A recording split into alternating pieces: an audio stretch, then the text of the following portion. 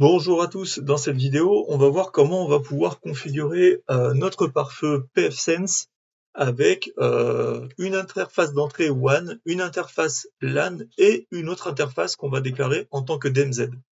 Donc pour faire cet exercice, je vais avoir besoin de trois machines virtuelles.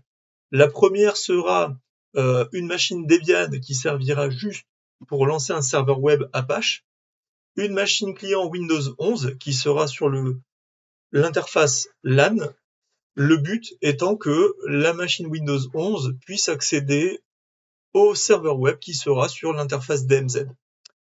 Ensuite, au niveau du pfSense, on va retrouver une machine virtuelle avec un gabarit tout à fait classique, sauf que elle aura une interface réseau qui sera en fait bridgée sur la machine physique, donc que ce soit en Wi-Fi ou en RJ45 pour l'accès à Internet.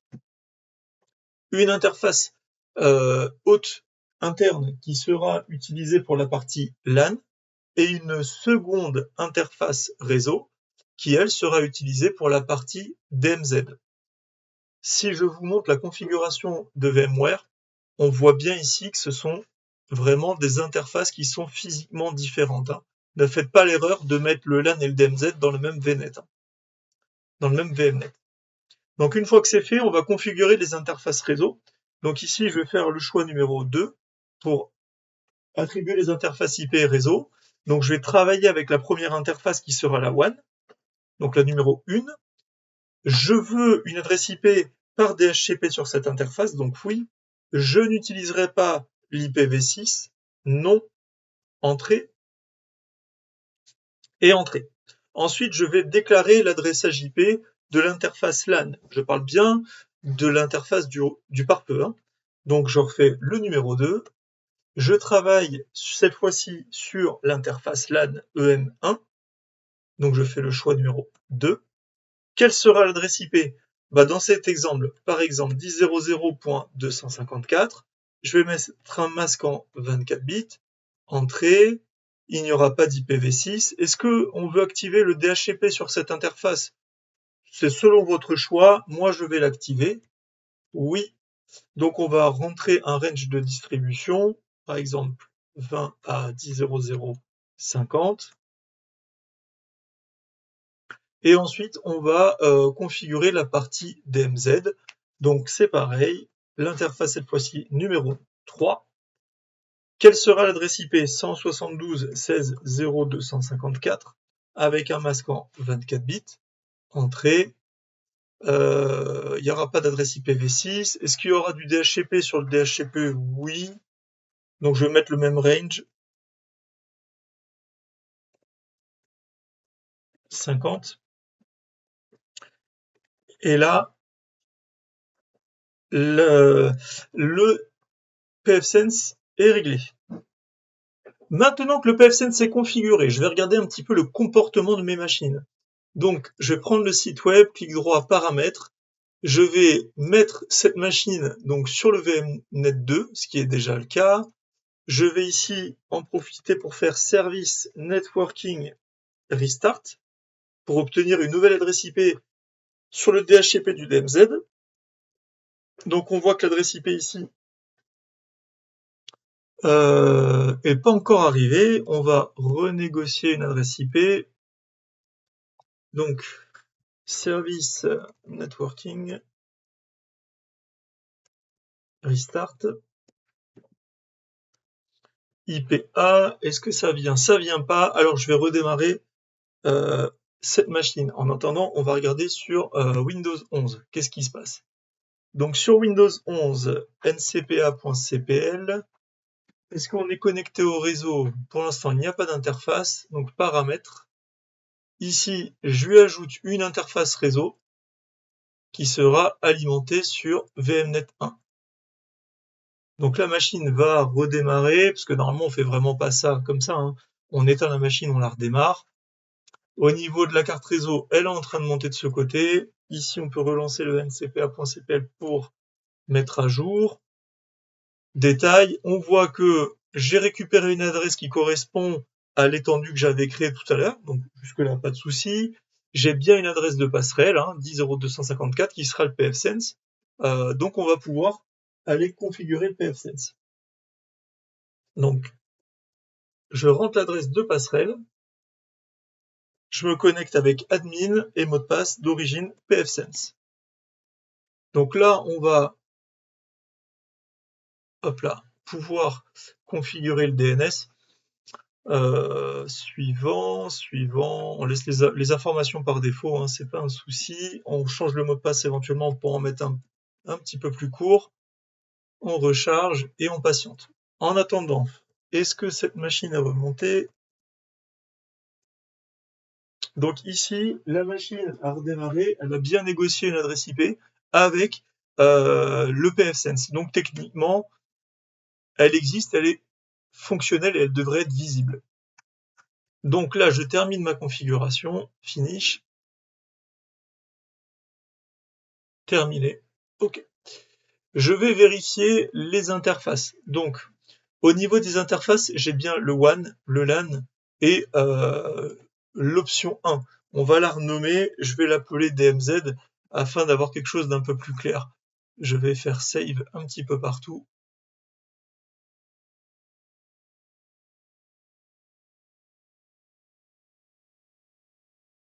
Ok, alors je vais commencer par cette machine. Est-ce que au niveau du DHCP, cette machine distribue ici? Alors c'est pas ça que je cherche, c'est pas ça que je cherche. Donc je vais aller sur l'interface LAN et je voudrais voir si alors ça c'est bien décoché, on est tout bon. Et dans le serveur DHCP du LAN, est-ce qu'on peut lui ajouter le DNS de Google parce que je veux vérifier si cette machine navigue bien sur Internet. Donc je sauvegarde et je fais un test. Est-ce que je navigue sur Internet? Ça a l'air. Et je vais aller voir un peu ce qui se passe. On voit quelque chose qui est du jour. Si je tape sur la recherche de Google, date du jour, on devrait être bon. Donc, date du jour. Nous sommes bien le lundi 17 novembre. Donc, l'accès à Internet est OK. Maintenant, je voudrais tester la DMZ. Bah, en fait, c'est assez simple. Vu que les équipements passent par le même pare-feu, donc par le même équipement, et vu que c'est ces mêmes équipements, le pfSense qui gère le LAN et la DMZ, alors la communication entre les machines peut se faire.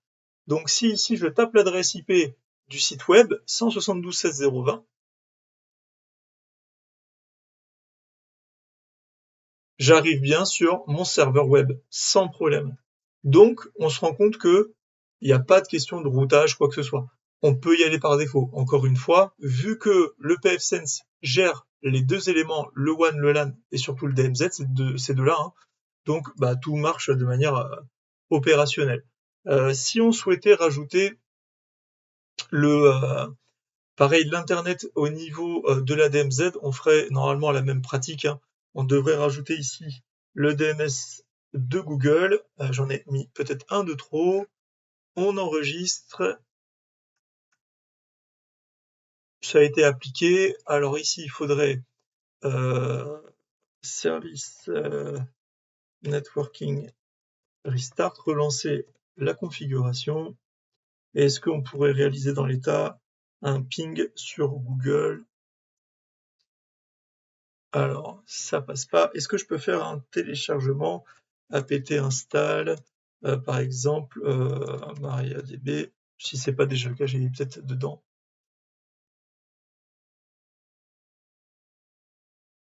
Bon, c'est à jour, apt update and apt upgrade. apt update et apt upgrade. Ah, j'ai mis une astérisque.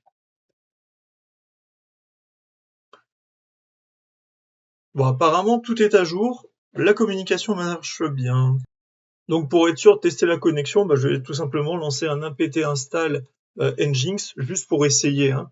Donc, on voit bien qu'il fait la demande. Si on souhaitait, on pourrait le télécharger. Donc, il arrive bien à le trouver. Donc, la machine a bien accès à Internet. Pas de souci. Maintenant, je vais vous montrer comment rendre l'accès possible du coup depuis l'extérieur. Alors je vais désactiver ces deux règles pour faire un essai, je les coupe. Et je vous montre. Alors, ce qu'on veut, c'est que la machine hôte, donc mon client à moi, hein, ma machine, puisse accéder par exemple au serveur web et ou à GLPI qui serait sur 10.0.254. Bon, on se rend compte que c'est pas possible. Déjà, les premiers éléments qu'il faut comprendre, c'est que ma machine, elle, est sur un réseau, actuellement si je tape ipconfig, qui est sur un réseau ici, 192.168.1. Elle, si je lui mets des adresses différentes, elle va vouloir sortir vers Internet. Donc ce que je dois faire dans un premier temps, c'est lui rajouter deux règles de routage pour lui expliquer par où passer pour atteindre les réseaux. Donc là, je veux atteindre le réseau 172.16.0 qui correspond à la DMZ en passant par l'interface de pfSense côté WAN. Et ici, je veux accéder au LAN par l'interface pfSense côté WAN. Donc c'est bien les informations que j'ai ici. Hein. Si je tape pfSense, on retrouve bien ici l'adresse IP par laquelle je vais rentrer pour atteindre les deux réseaux. Une fois que j'ai fait ça, je vais dans la partie règles et je vérifie bien que les règles par défaut sont présentes dans le LAN. Si elles y sont pas, je fais aussi dans le DMZ. Et après, j'ajoute mes deux règles côté WAN. J'applique le changement. Là, j'explique que je souhaite rentrer, par exemple, toute adresse IP qui vient de l'extérieur, qui utilise le protocole HTTP, qui va se connecter sur une des adresses IP du LAN, bah ça passe. Et toutes les adresses IP qui viennent de l'extérieur, qui veulent spécifiquement arriver sur cette adresse IP via le port protocole, ça passe, le protocole HTTP. Si on est bon, mon client, lui, a toujours accès au site web, hein, parce qu'il est sur le réseau LAN vers le DMZ, pas de souci. Maintenant, si je reprends ma machine et que je rafraîchis, hop, j'ai bien accès au serveur web depuis l'extérieur et aussi à pfSense. Donc, on a vu comment faire l'installation et comment créer le WAN, le LAN, le DMZ et comment faire les règles pour les différents accès et le routage statique. Merci, à bientôt.